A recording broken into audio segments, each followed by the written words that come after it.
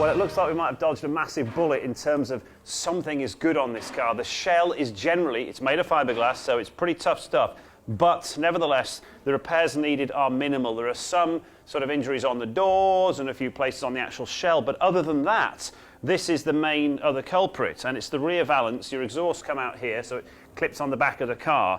And you can see we've got some cracks around here where the fiberglass is thin.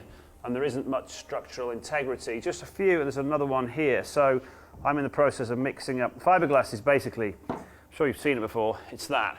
If you were to go to your bath in your house at the moment and take it out and look underneath it, it would look like that. That is the strength, and it's just pieces of glass basically, and they're not all in one direction.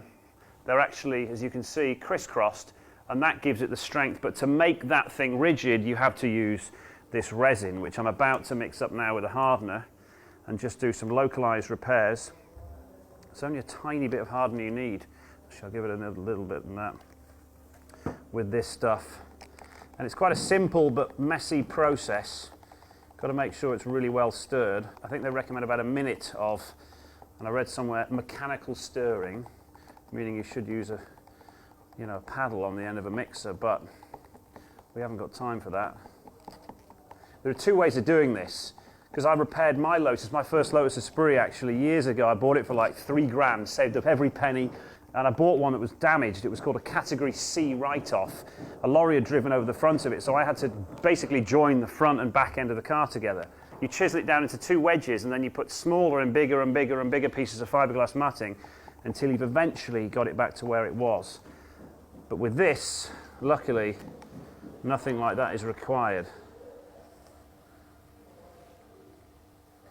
So this is the resin that I'm putting on the fiberglass, and it goes off pretty quickly.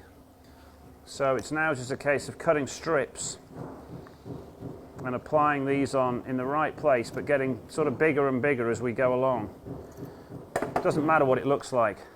It really doesn't, because this is hidden. Fiberglass, actually, people think, oh, well, it's a lot lighter than steel cars. It's not. I mean, in terms of strength, people say it's stronger, but actually the amount of fiberglass required on a car to get the same strength as steel, it's very similar in terms of weight. So a car like this one here, this Lotus Esprit, is not a light car. And I think it's a common misconception that people have when they often say, oh, well, it's a light car, it's a Lotus Esprit. It's not a light car at all.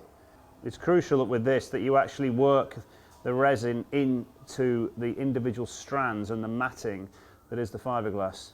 I'm not bothered about there being excessive resin on there, because you can take that off afterwards, and there's also a drill hole there, but we'll do that once it's gone off. I'm just trying to build up this corner, so I'm actually going to get some smaller pieces and keep working on them.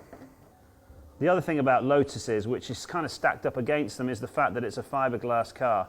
Fiberglass is flammable. And these cars with a mid-mounted engine, and a high-performance engine at that, were, unfortunately, it was fairly well known that they did sometimes go up in flames, which was harsh because, think about where the driver's positioned, they're in front of the engine.